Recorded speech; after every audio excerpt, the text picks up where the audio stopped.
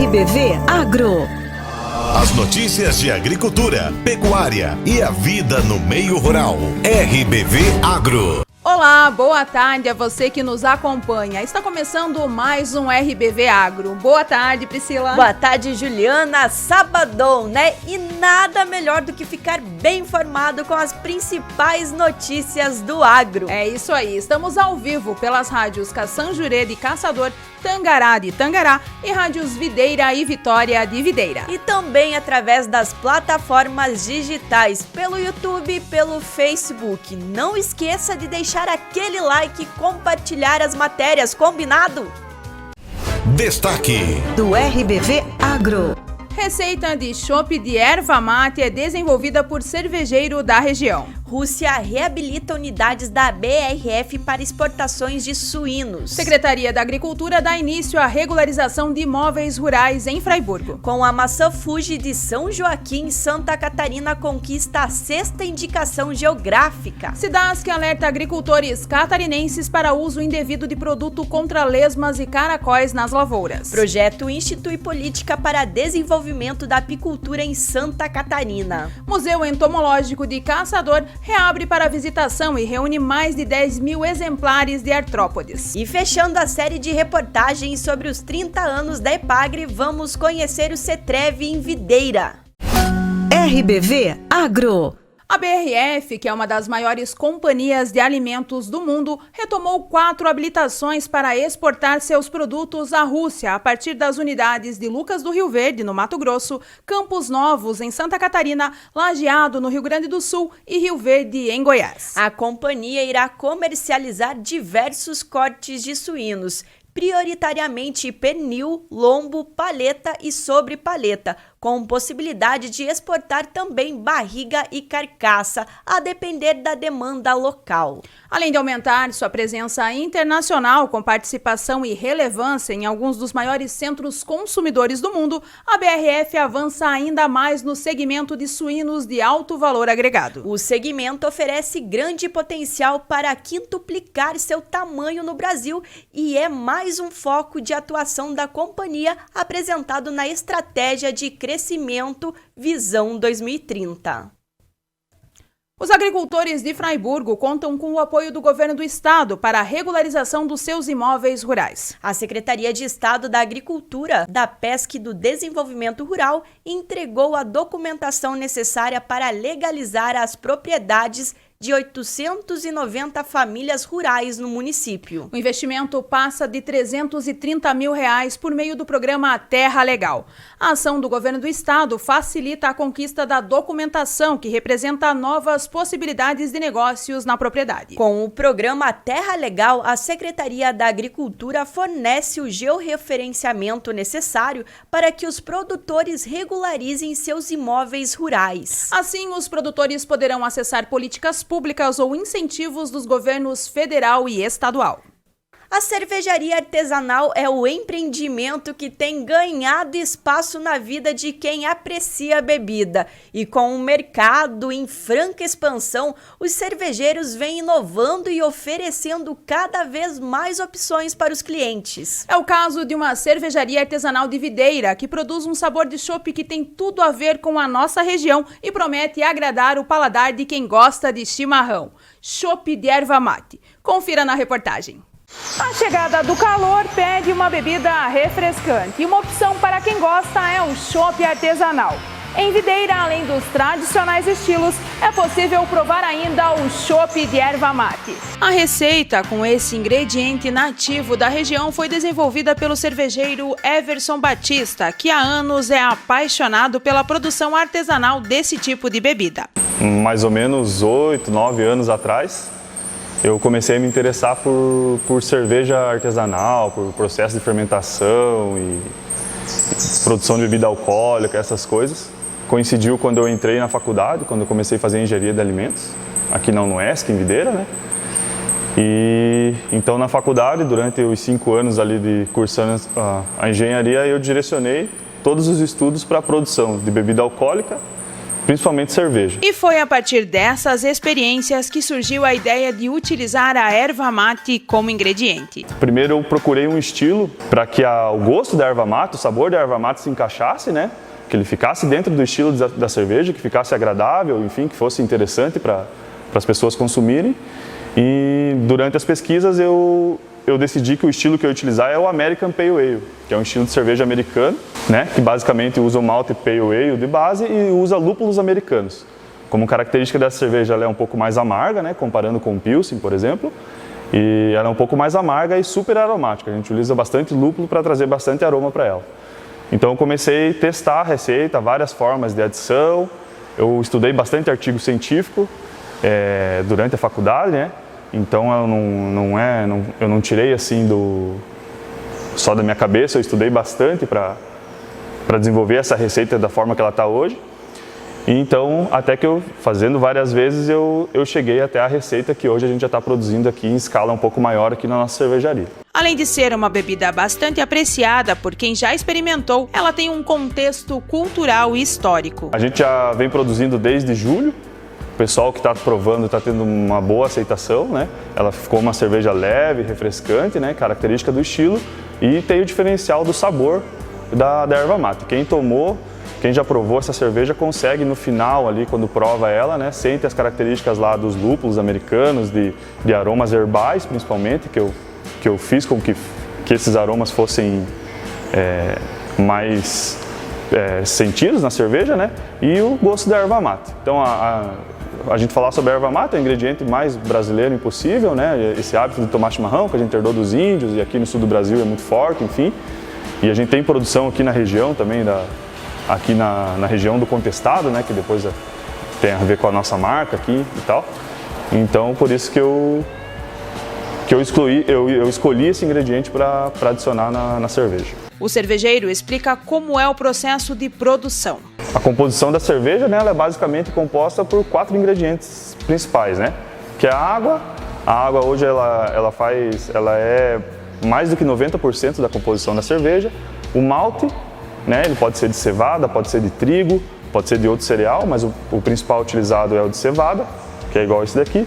O lúpulo, que é um ingrediente que traz amargor, que traz aroma, que traz sabor para a cerveja. Ele também age como um conservante natural, ele tem inúmeros benefícios para a cerveja, né? E a levedura, que é o fermento, né? Que faz a cerveja fermentar. Então no processo a gente precisa moer o malte e cozinhar ele, né? Com uma certa quantidade de água e depois ferver e adicionar o lúpulo, para então incorporar sabor e aroma. Mas então, Everson, conta pra gente onde é que a erva mate entra nesse processo. Eu fiz vários testes com a erva mate e a receita final que eu cheguei foi adicionar ela na etapa de fervura, que é uma das últimas etapas do processo de fabricação. Então eu faço um extrato com a erva mate, eu pego uma erva mate 100% folhas, eu faço um extrato com a temperatura entre 90 e 94 graus. Nesse extrato, nessa temperatura, eu estudei também eu consigo extrair todas as coisas boas que tem na erva mate, os flavonoides e outras substâncias. Então, a ideia era trazer os mesmos benefícios que a gente tem consumindo o chimarrão. Vocês vão observar que a cerveja não fica verde, né? Às vezes as pessoas chegam aqui e esperam encontrar uma cerveja verde. Eu faço a cor dela para ela ficar mais amarelo, mais palha, assim. E se você levar na luz, assim, você vai ver alguma coisinha, alguns requisitos da cor verde, assim.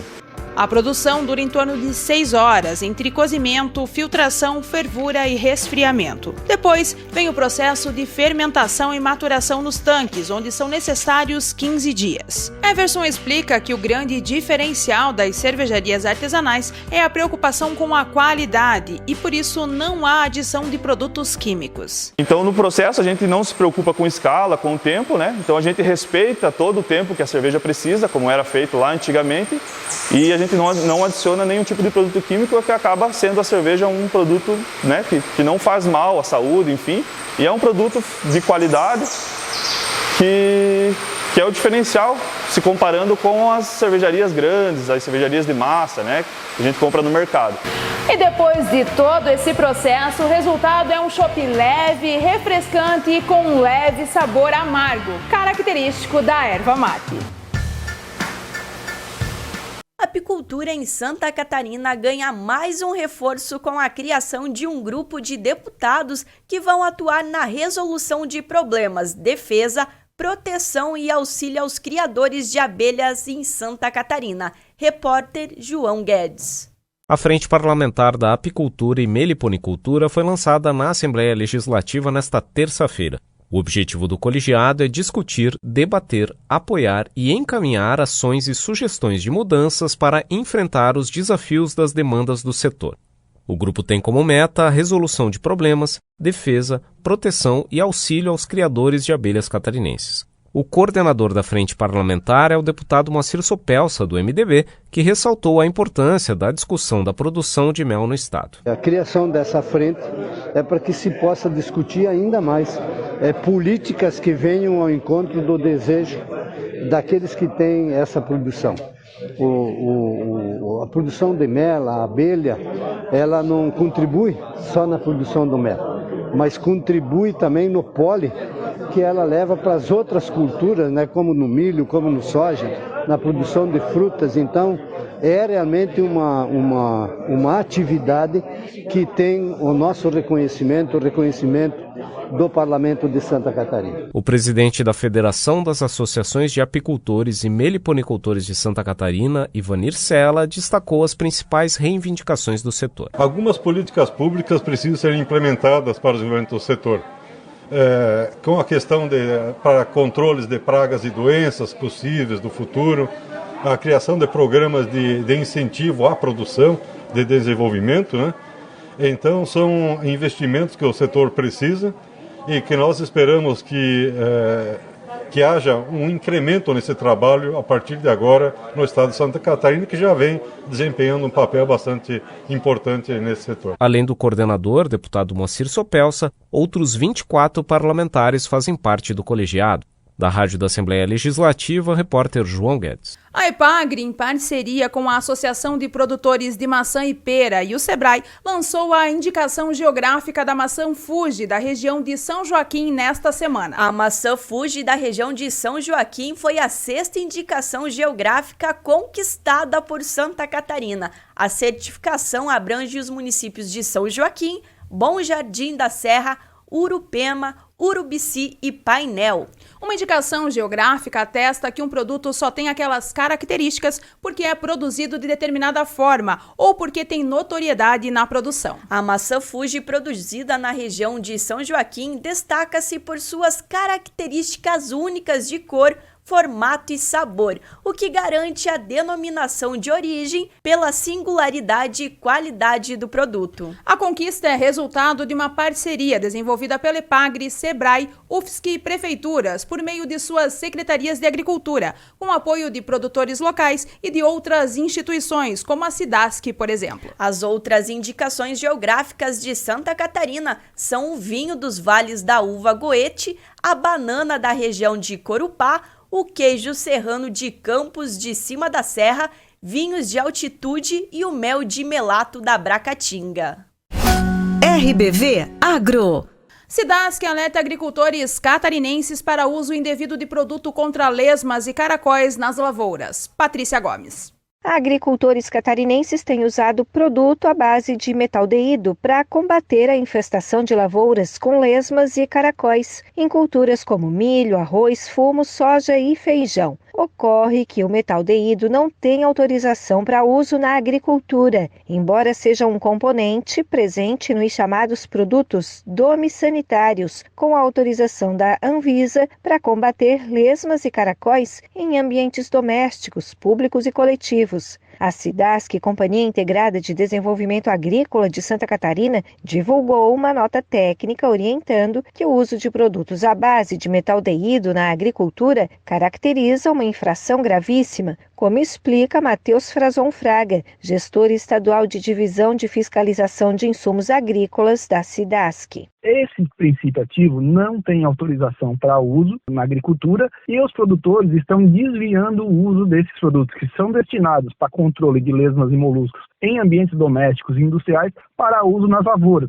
Isso pode acarretar na produção de alimentos inconformes, com resíduos desse metaldeído não autorizados na cultura, e isso acarreta processos administrativos, inclusive podendo haver a interdição de lavouras por causa dos resíduos de agrotóxicos. Outra irregularidade constatada em Santa Catarina é a venda diretamente a pessoas físicas dos produtos domissanitários à base de metaldeído, que mesmo a Anvisa orienta a venda restrita a entidades especializadas. Essas empresas que fazem detectação de cupim, barata, mosca, rato em casa, podem utilizar esse produto para uso na detetização de casas, ambientes industriais, uso doméstico, vamos dizer assim, que a gente chama domissanitário, né? E aí o agricultor, na ânsia de controlar e na dificuldade, muitas vezes, de ter acesso aos produtos corretos, acaba lançando mão de uso desses produtos que não têm autorização para uso. Como que se constata para ser isso? Através de análise de resíduos de agrotóxicos que a SIDASC acaba fazendo. Quando é constatada a presença de metaldeído em produtos de origem vegetal, muitas vezes o produtor é autuado por uso de agrotóxico. Nesse caso, seria agrotóxico sem registro no Ministério da Agricultura, pois esse produto não tem registro para essa finalidade, né? E também pode vir a ocorrer da lavoura ser interditada até que se prove que não há mais resíduos desse produto no alimento produzido. Matheus Mazon Fraga, gestor estadual de Divisão de Fiscalização de Insumos Agrícolas da SIDASC, esclarece que já existe no estado um produto cadastrado e liberado para uso na agricultura, visando o controle de lesmas e caracóis, que substitui adequadamente os produtos à base de metaldeído. Existem produtos agrotóxicos registrados para uso na agricultura. Ele tem um tipo de ação um pouco diferente desse que o pessoal está utilizando, o metaldeído, né? Porém, ele também é eficiente no controle e é menos tóxico do que esse metaldeído, tanto para o meio ambiente quanto para o trabalhador rural que aplica esses produtos. Além da nota técnica orientando os agricultores sobre o uso da substância não autorizada para as lavouras, o gestor da Divisão de Fiscalização de Insumos Agrícolas da SIDASC reforça que fiscalizações estão sendo feitas, principalmente em propriedades suspeitas de usarem o metaldeído. Caso constate-se numa propriedade rural o uso dessas substâncias, o produtor pode responder processo administrativo, não é o que a gente gosta de fazer, mas nesses casos, por uso de produto agrotóxico sem registro no Ministério da Agricultura, que é uma infração gravíssima perante a legislação de agrotóxicos, né? Então, nós não gostaríamos de fazer isso, estamos orientando preventivamente todas as pessoas que, porventura, venham a ter interesse no uso irregular desses produtos, né? De Florianópolis, da Rede de Notícias Acaerte, Patrícia Gomes. Em instantes, no RBV Agro tem uma reportagem especial sobre o Museu Entomológico da Epagre em Caçador. E por falar em Epagre, para fechar a série de reportagens comemorativas aos 30 anos, vamos conhecer o CETREV, Centro de Treinamentos da Epagre em Videira. Logo após o intervalo, também tem os recados dos ouvintes e internautas. Continue conosco, o RBV Agro com Juliana Gomes e Priscila Polon. Volta já! Produtor rural, você deseja maior produtividade em sua lavoura, melhor qualidade e assistência técnica de agrônomos especializados nas mais diversas culturas durante todo o ciclo? Então venha fazer parte dessa parceria com a FBA, Força Brasil Agrícola. Entre em contato pelo WhatsApp 49 99177 6685 ou faça uma visita em Fraiburgo, no bairro São Sebastião, Avenida Videira. Cresça com a FBA. RBV Agro. As notícias de agricultura, pecuária e a vida no meio rural. RBV Agro. Estamos de volta pelas rádios Caçanjurê, Videira, Vitória, Tangará e também pelo Facebook e YouTube do RBV Notícias. Obrigada pela companhia aqui no RBV Agro. Hoje com Priscila Polon e Juliana Gomes. Chegou a hora de mandar aquele abraço e anotar os recados de quem nos acompanha. O Ivo Suzin de Caçador nos enviou uma foto de uma corticeira florida. A árvore imponente e as flores vermelhas dão um espetáculo e se destacam em meio à mata. O Leandro Ferreira de Deus, do bairro Alvorada, em Videira, mandou uma belíssima foto do espetáculo visto no entardecer da última terça-feira. Belas fotos também renderam no sítio Pequeno Paraíso, em Caçador, do Valdir Escolaro. Ele produz mais de 20 variedades entre pêssego e ameixa. E olha que curioso, Juliana, entre as variedades de pêssego tem o pêssego bolacha.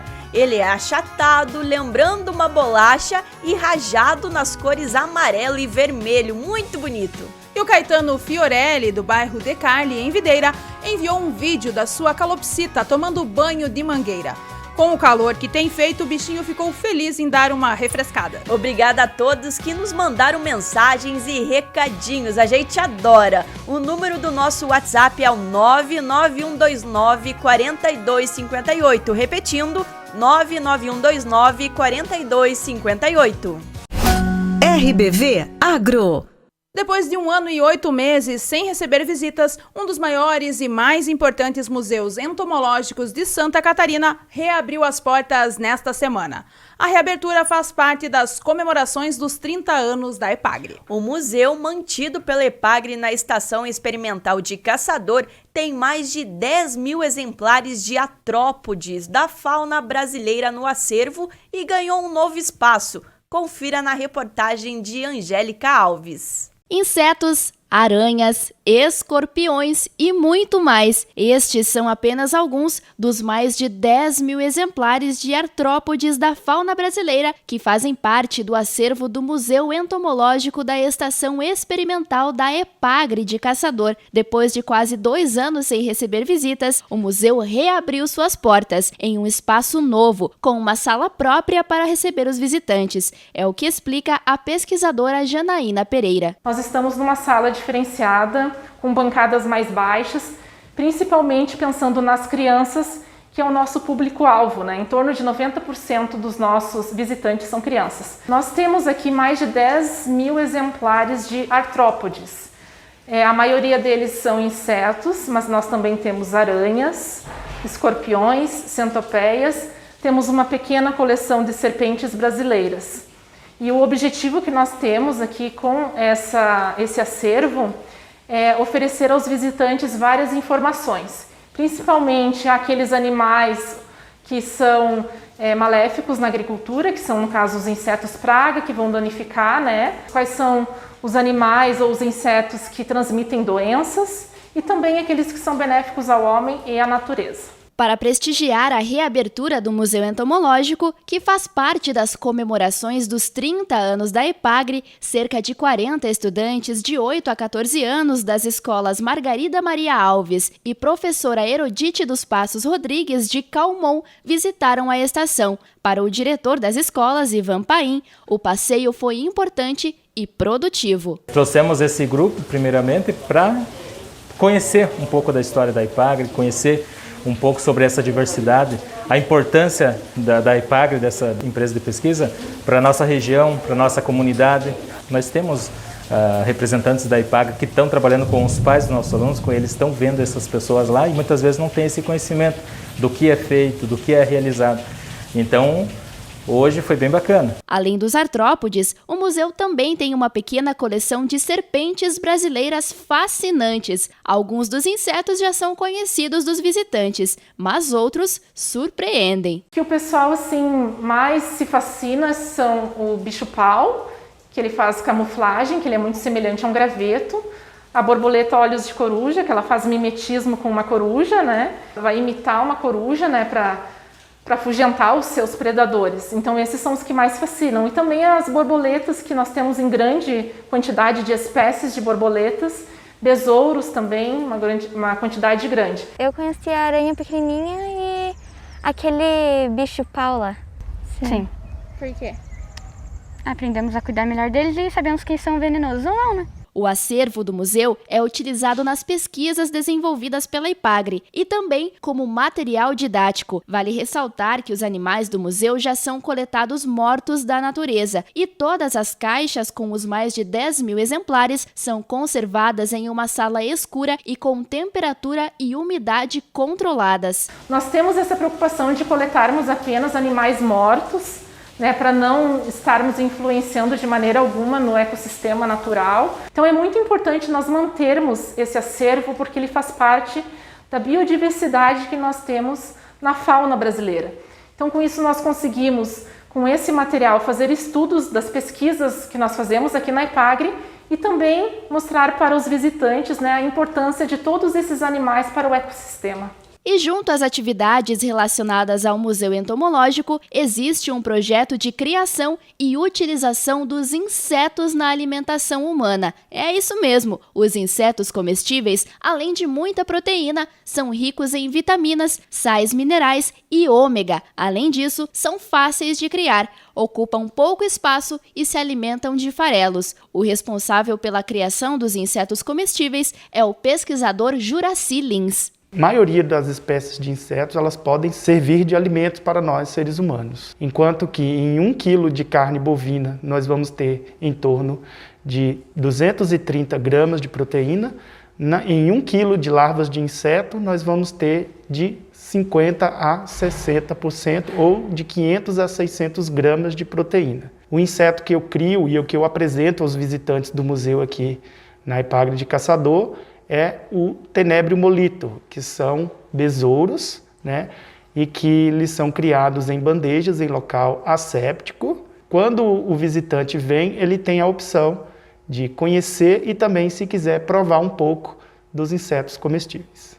E é claro que eu experimentei as larvas desidratadas. Sabe que não é ruim? Essas larvas se alimentam de farinha de quibe e por isso eu achei o gosto um pouco parecido com pão. Preservação de insetos na natureza, educação ambiental, agricultura ecológica sustentável, além de uma experiência inesquecível. As visitas no Museu Entomológico da Epagre de Caçador podem ser agendadas pelo telefone 3561-6813. Nós já estávamos com saudade de receber o público, principalmente as crianças, né, que são 90% dos nossos visitantes, então a gente tem esse papel social para nós, ele é muito importante.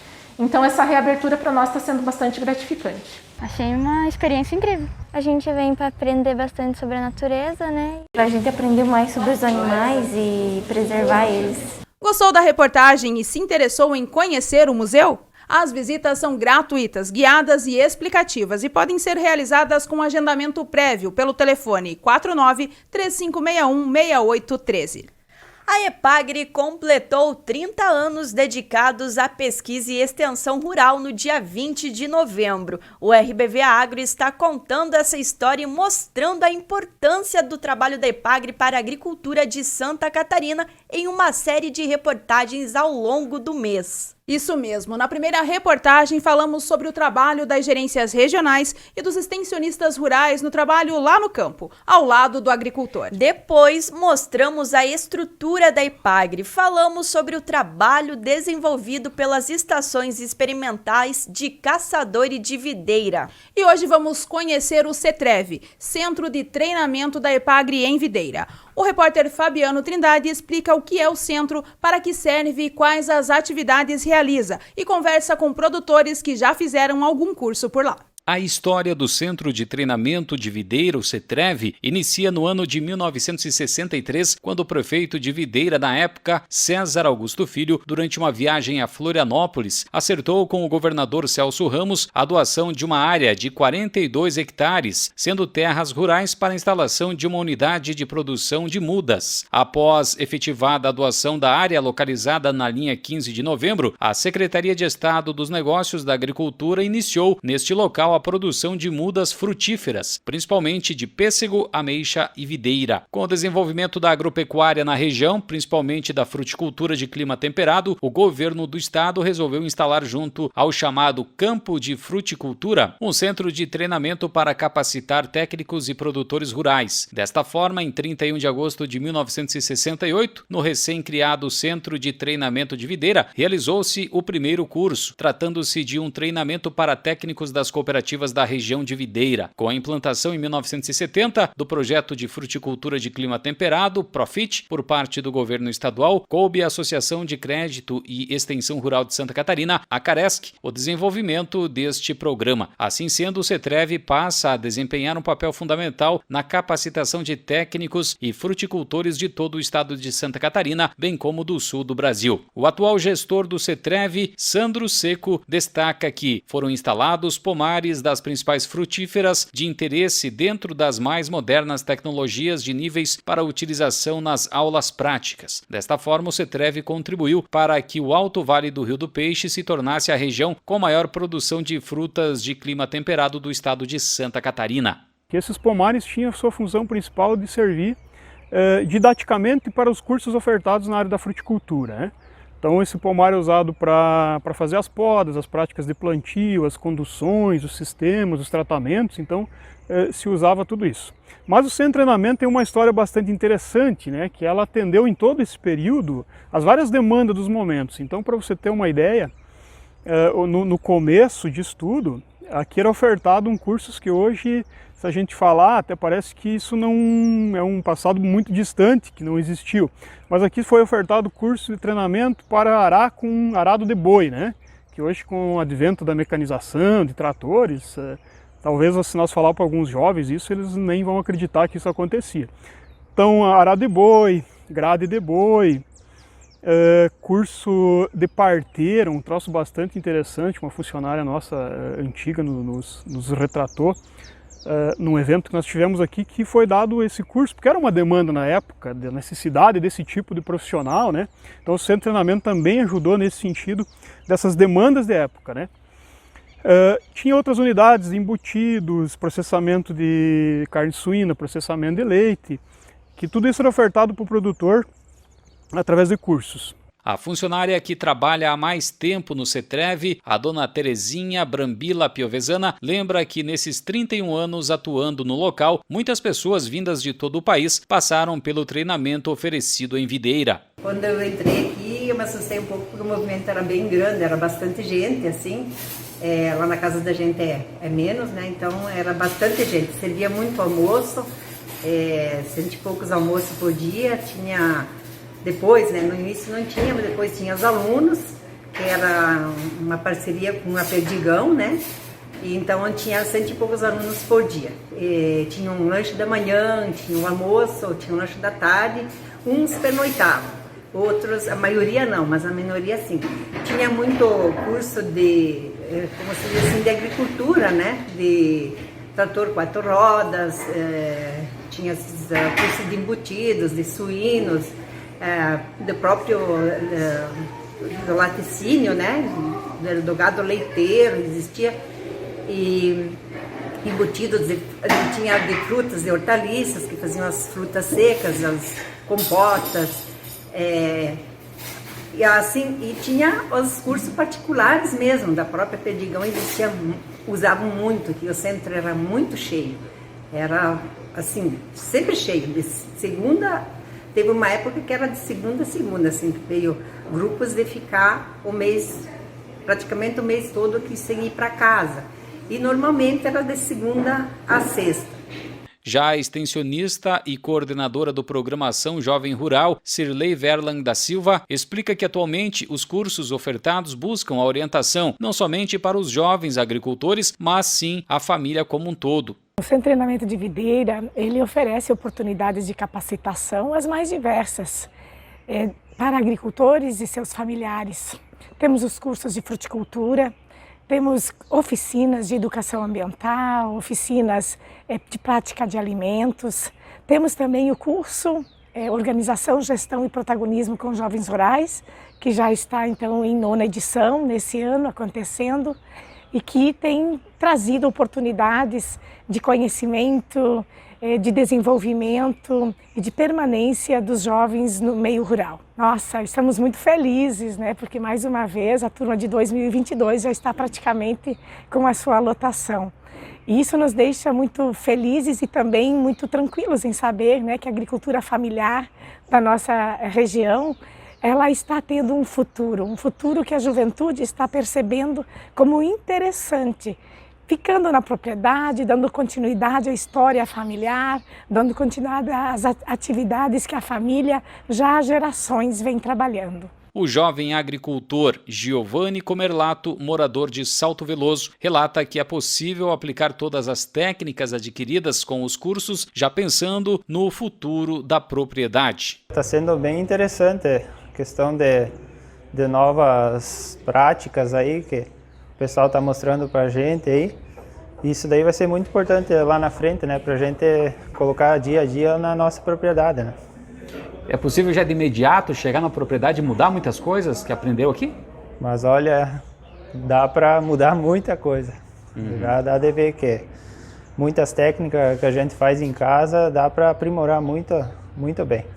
Eu já estou vendo essa questão aí, de repente, de nós fazer uma mudança lá. A gente fazer um melhoramento aí de uma pastagem, algo nesse sentido aí. De repente deixar de produzir um pouco do milho lá e melhorar essa questão aí.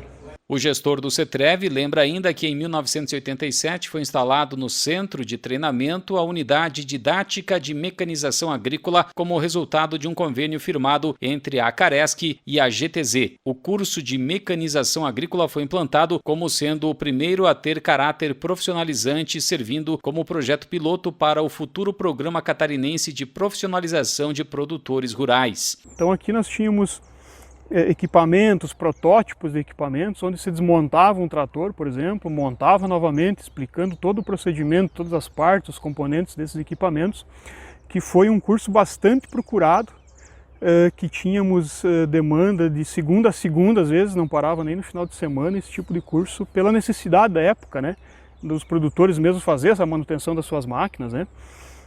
Então o CETREV teve pioneirismo nessa parte de treinamento, e segue até hoje, né. Terezinha quer continuar trabalhando no local que a acolheu muito bem e que desempenhou várias funções nas mais de 3 décadas. Uma época eu trabalhava mais assim na parte da limpeza, né, na lavanderia, na limpeza, mas sempre ajudei, né, na parte do café da manhã, na hora que vinha para o almoço, então a gente fazia várias funções assim. Onde estava mais apertando a gente fazíamos queijo, que aqui a gente fazia muitas variedades de queijo, aqui mesmo para o consumo, e as que sobravam, às vezes a gente, né, para os próprios funcionários, no caso, né, porque saía o provolone, o nozinho, o mussarela, o prato, saía tudo esse tipo de queijo, frescalzinho, a ricota, né, então a gente fazia muita coisa, porque tinha o gado leiteiro também, né, então era assim um trabalho que tinha assim, bastante diversidade, assim, né? A gente fazia um pouco cada coisa. A senhora pretende continuar trabalhando? Eu sim, pretendo continuar trabalhando, assim, até permitirem, mais uns anos eu pretendo ficar. Cirlei Verlan da Silva aproveita para relatar sobre os resultados obtidos com os cursos e a satisfação em poder orientar positivamente na melhora das iniciativas em praticamente todas as propriedades. O público que aqui vem do centro de treinamento é o que move esse local.